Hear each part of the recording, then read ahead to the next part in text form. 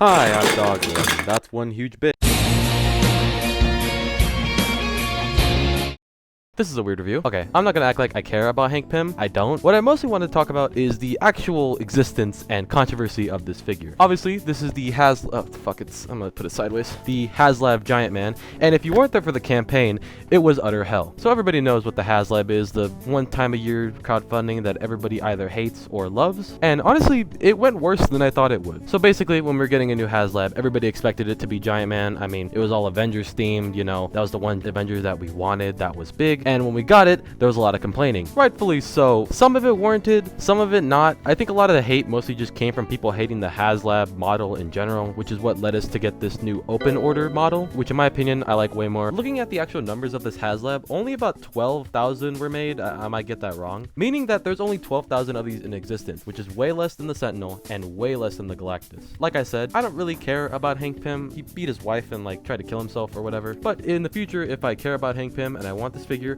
I don't have to pay that ridiculous markup. So without further ado, let's get into this. This is also an unboxing. I don't know if I said that. I didn't make it perfectly clear. Also, for everybody seeing my face, hi. It's just for this video because this figure is humongous. Or should I say giant? Hey, fuck, I'm gonna struggle with this for like 10 minutes. Alright. Fuck, I don't want to hurt my detail. And now we have a much smaller box. Oh yeah, isn't that some sick ass art? I'm probably not even in frame. And here's the actual box of the figure. You have the nice art of Giant Man, Wasp. I don't know who I think that's a human, and then the actual Avengers in the front. I remember they made us vote for this. I don't even think I voted because I genuinely don't care about the box of this figure, but I'm sure some people will. You have the side art with all of the other Avengers. The back, which I think they said you could use as like a set piece if you wanted to redo all the photos they did for this. I'm not gonna do that, but if you want to, that is nice. Time to get into the actual thing. Here we have a little pamphlet. I don't know what. Oh, okay. Oh, it's like a little pamphlet to show the ways to switch it. I don't care. His cardboard tomb. I see. There's his little head. His fucking heads are disgusting. All right, I'm gonna take it out of the box now.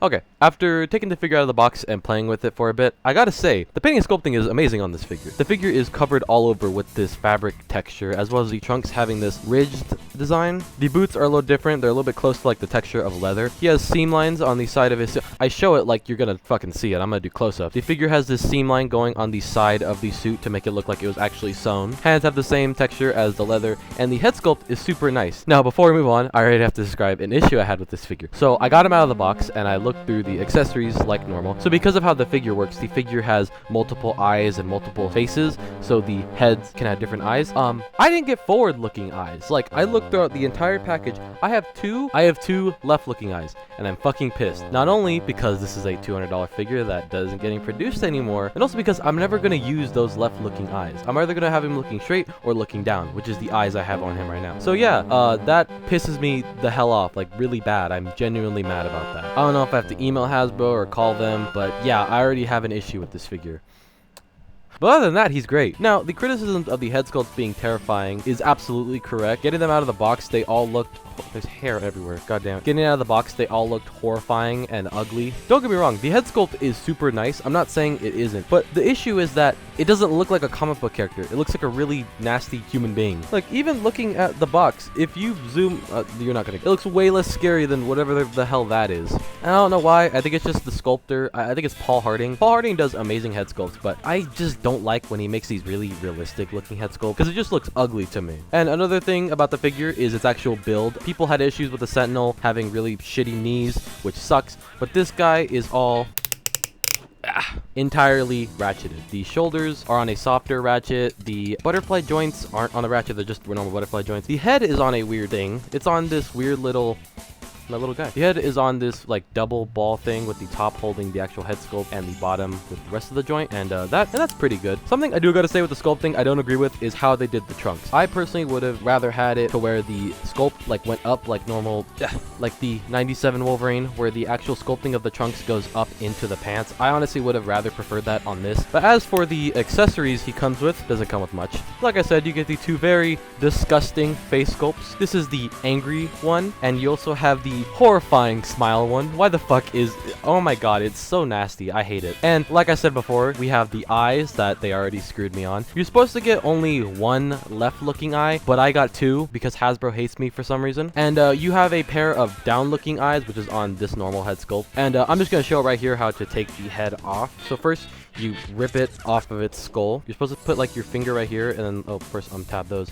And then rip the head sculpt going down, and then you take the heads off of the head and like the eyes. God, I'm so mad about that. In addition to those white antennas, you also got black antennas if you wanted that look. And because we got one of the stretch goals, we have the included zombie head sculpt. And hot take, the zombie faceplate sucks. Look, as someone who actually enjoys Marvel Zombies a lot, you can tell the art style of that book, and this doesn't look like that. It's an homage to it, and I understand that, but the book had very specific zombies. Their faces were all blacked out, their eyes were whited out, and to me this just doesn't invoke that. But it's a cool homage. I personally will never display him like this. Do you guys remember when fucking Hank Pym ate T'Challa's leg? That whole story was honestly really funny how they deal with Hank. This motherfucker like punches his wife or something. He like bites his wife's leg, right? Guys, Hank Pym is an abuser, I swear. And he obviously doesn't include any hands because his fingers are articulated. The accessories are pretty good. Do I wish we got that scroll head? Again, he didn't wear that design in Secret Invasion, I'm pretty sure, so I don't really care that it wasn't included. I really do wish that we got whited out eyes. The head sculpts already look fucking creepy enough. It wouldn't have changed anything if they included whited out eyes, so I thought they should have done that just because, in my opinion, that's what I would have displayed him as, because I don't really care for these eyes. They're too realistic. The head sculpt itself is too realistic, so I just thought whited eyes would have been better. Other than that, I think he comes with what he needs. Now, I know people were complaining that we didn't get a Giant Man figure with this. Giant Man was going to come in a 2-pack anyway, and I'd rather that come out because then it's open for people to buy who don't want this, because a lot of people obviously didn't want this. But maybe not, because that 2-pack is like $100 now. But another big part of the selling point of this figure was the articulation. Like I showed the system, you get a ball joint at the top and bottom of the neck, up about that far. It looks down a good amount. Swivel, tilt, side to side. The figure has butterfly joints, which go about that far forward, that far back. Arm goes all the way around. Oh, nice ratchet too. Arm hinges out, bicep swivel, double ratcheted bend at the elbow. Almost said knee. Swivel hinge at the wrist. This is the part I don't really like. I really wish they gave you the ability to go up and down because you only can move in and out. The index finger has a hinge joint swivel, hinge joint swivel, hinge joint swivel, and that's on all 4 fingers, as well as the thumb having a butterfly joint to move in to make a fist. He has a double ball and a crunch at the bottom, which allows him to get a pretty decent crunch. I don't know how well the Sentinel and the Galactus were. I could assume not that well because they're all mechanical, but he can get a okay crunch. The suspenders here don't affect the articulation as much as I thought it would be, especially since they move with the hinge at the bottom down here. Leg is on a tight ball joint, almost 90. Ratcheted spread, thigh cut, double bend at the knee, no boot cut. Why the fuck doesn't this have a boot cut? The new Wolverine that just came out, people are glazing that. I personally think it sucks because it doesn't have a boot cut, so you can't get it into any, you know, hold on, because there's no boot cut, you can't get it into any like stancing poses, so he's kind of just stuck like this, and I hate it. The fact that this doesn't have a boot cut is really stupid. Like, I genuinely don't understand why it doesn't. Foot goes up that far, down a good amount, a pivot, which doesn't matter because you don't have a swivel up here, and a toe joint. That honestly does work pretty well. I didn't think it worked that well. In my opinion, the articulation here is pretty good. I feel like this figure does pretty well. Could it be better? Yeah. For size, this guy stands at just about 23 3/4, so a bit under 2 feet. And if you're gonna be getting that new Sentinel, he's gonna be probably standing about like right here.